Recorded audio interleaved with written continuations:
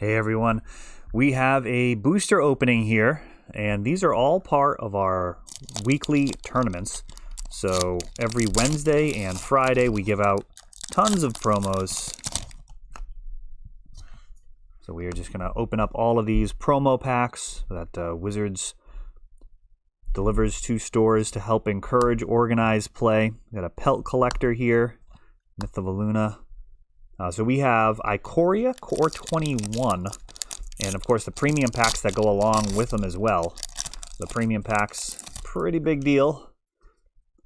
I have some chances at some really crazy stuff. We've got a Tithe Taker, Mythos of Vadric, nothing too crazy yet. Let's see here.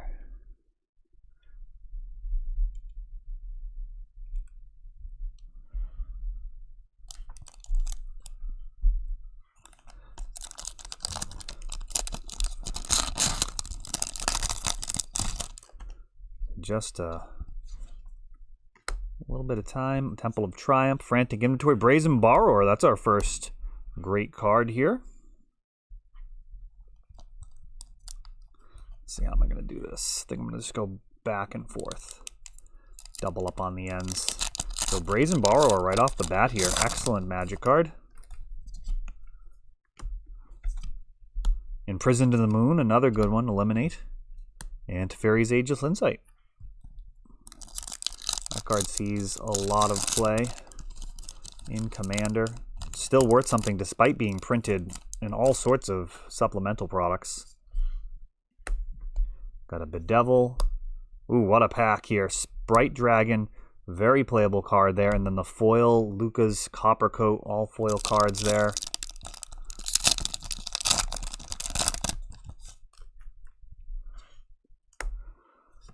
So yeah, just opening up some boosters here. Having some fun with it.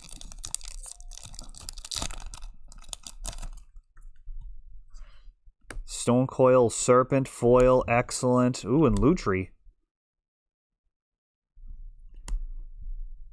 Very good. So every Wednesday and Friday we do Legacy. This upcoming Friday we're also doing a Commander party for the first time. It's going to be a lot of fun. Idol of Endurance, Frantic Inventory, Night of Autumn. The Commander party is going to start 10:30 Eastern. It's going to be just casual games over Discord. Everybody's going to get a promo, so the cards that you see here are what that's going to come from. Lily, what a pack. Look at this. What a pack. Unreal. Liliana, Waker of the Dead.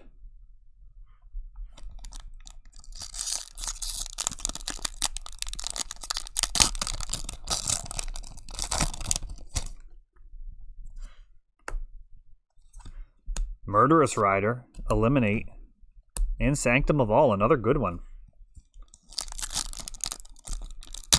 So these are all getting given away. Villainous Wealth, another foil Sprite Dragon. That card does work. One of my favorite Magic cards of all time was Quirion Dryad back in the day in Miracle Grow. And yeah, I guess they've kind of obsoleted that in some ways. Wow, Hydroid Crassus. And a Cub Warden.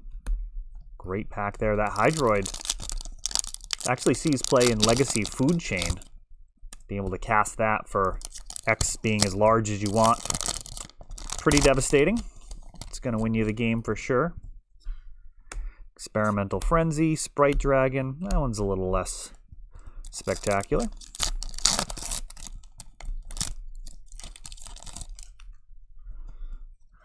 Ooh, foil Steam Vents.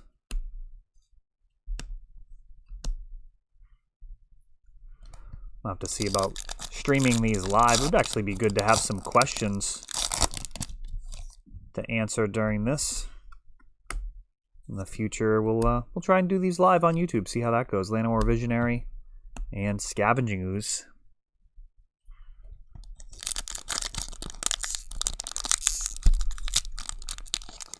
This pack's giving me a little trouble.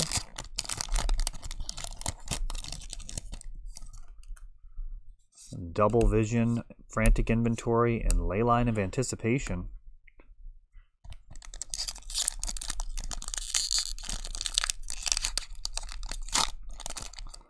It's been a lot of fun here. Just meeting all sorts of new players this year. I mean, most of my time in Magic has really been incredibly competitive. So meeting so many casual players, Deputy of Detention, Hooded Blightfang. It's not an exaggeration to call it a joy. It really is. Just to see kind of the unabashed love for the game that so many people have who are not tournament players, that are not, out to, kind of fight for prizes, but it is something that they're doing for fun. It's really a great thing. Ooh, Elder Gargaroth. I'm pretty sure that's a solid little bit of value right there.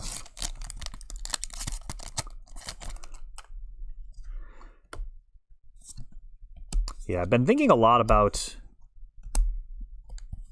people opening packs as well. I think in the past, when I've talked about that, I've kind of thrown it out there in terms of financial terms. Woestrider, Migration Path, and Hunted Nightmare, that's nothing special, I don't think.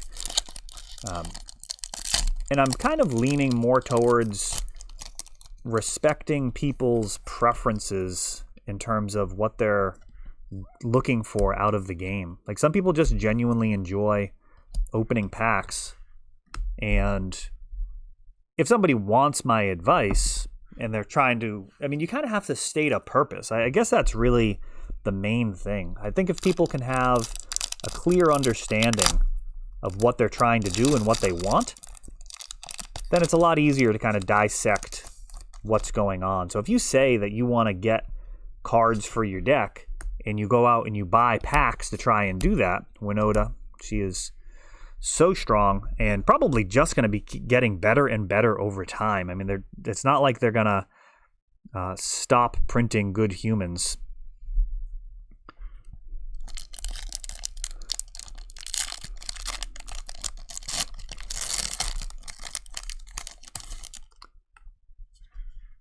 Fastest Intervention. Oh, a Triome.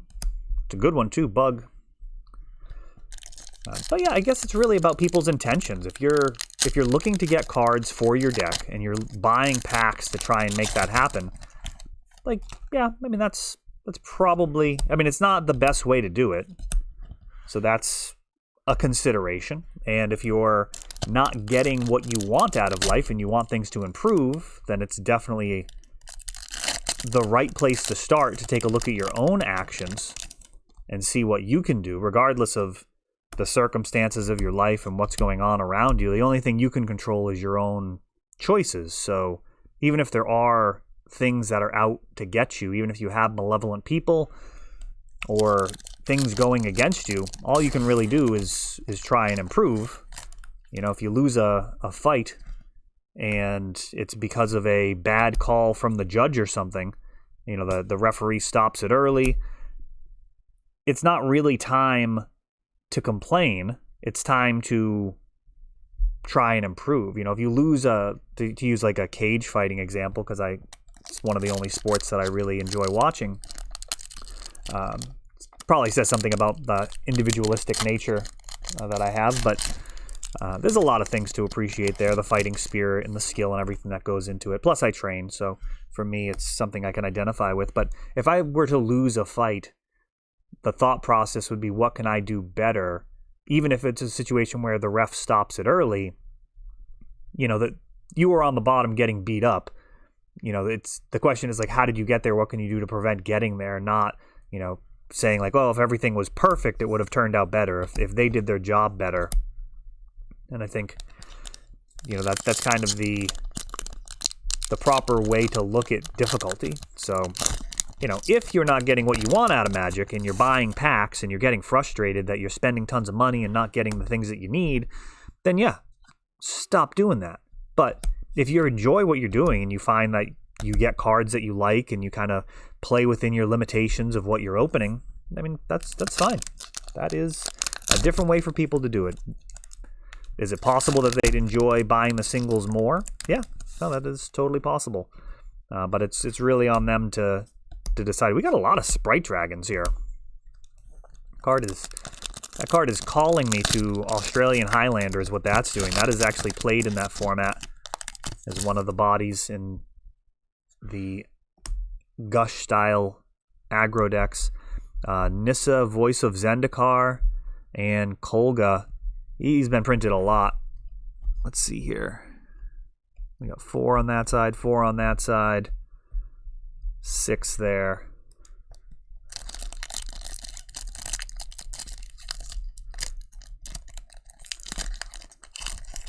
So all of these cards are going to be given away by the end of the year. Well, maybe not by the end of the year. We'll see. I'd imagine they will be, but that's not a given because we'll add in new stuff as well. Oh, sick. Foil Castle Lochtwain with that foil stamp on there. That's going to be one of the more solid things you can pull. I think the regular Castle Lochtwains are at least $5. And that card is very, very strong. Narset's Reversal, another great card. Llanowar Visionary. Grim Tutor. Nice. Packs are looking good here. This is all door prizes. So basically we do random players getting prizes during our Wednesday and Friday events. And what we've been doing on Friday is everybody gets a promo card. If you hit a common or uncommon, we just keep going for now. I don't know if we'll be able to do that indefinitely. Peer into the Abyss. Oh, Fabled Passage. Nice.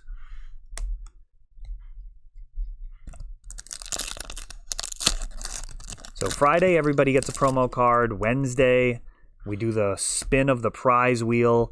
And then we do just a bunch of promos. There's a default 4, so 1 for each round. And then people can nominate for additional door prizes. So if somebody does something really awesome, then we'll go ahead and throw an extra door prize in the mix. And that could be an exceptional display of sportsmanship or just a really savage play, coming up with a new deck. There's all sorts of things that it can be. Stormwing Entity, worthy of a additional door prize being put into the pool. This past week, we had a really savage one from the new Oops deck. Oops All Spells. We had a Leyline of the Void out against Oops All Spells. So if you're familiar with that deck is going to use Balustrade Spy or Undercity Informant to completely mill itself and then return Thassa's Oracle via Dread Return, very similar to Cephalid Breakfast. Now, the opponent was on Belcher, and they had used a land grant to go get the Taiga out of their deck. And what that allowed was for the Oops player to actually play their Balustrade Spy to target the Belcher player who now had no lands in their deck and actually deck them. So that is a bizarre set of circumstances. Very specific is the Belcher versus Oops All Spells matchup. You got to be careful of that one because even with the Leyline, it's actually not going to save you. All right, so we've got 4 foil ones left. Let's just finish strong. Let's just save the best for last. We're going to do the rest of these non-foils, and then we'll finish out with 4 foil packs. Lotus Fields, very nice.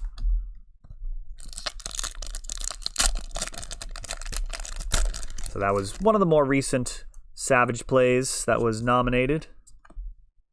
Karn the Great Creator and Aluris. That is a great non-foil pack. Let's see if we can beat that with a foil pack. These are from Core 21, but they've got cards from all over.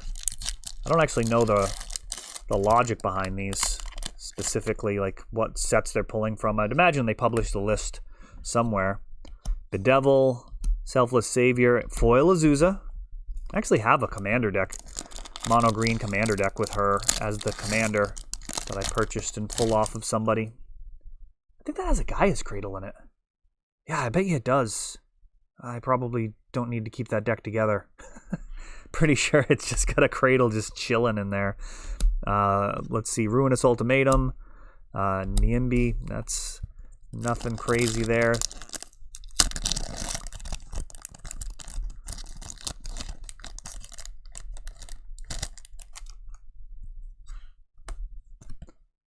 Foil Vraska, foil Eliminate, foil Demonic Embrace in the last pack here.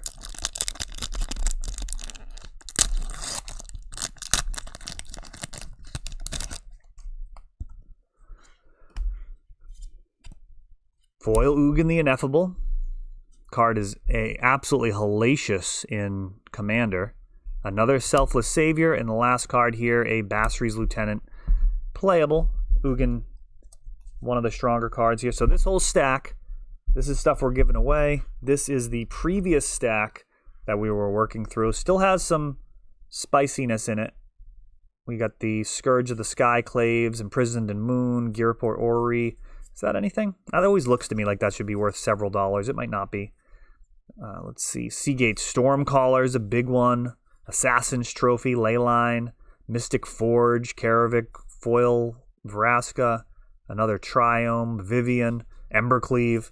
So this is all getting added in, and we're going to work through this pile every Wednesday and Friday, giving these out to all the players. That can be you too. We play over webcam on Discord, link in the description. And yeah, I was going to open these, so I figured might as well do it on camera. And if you guys want to ask any questions here in the comments, and if this is the type of thing you guys actually enjoy watching, then we can take a look at trying to stream this live over YouTube. I can give that a go. All right, peace.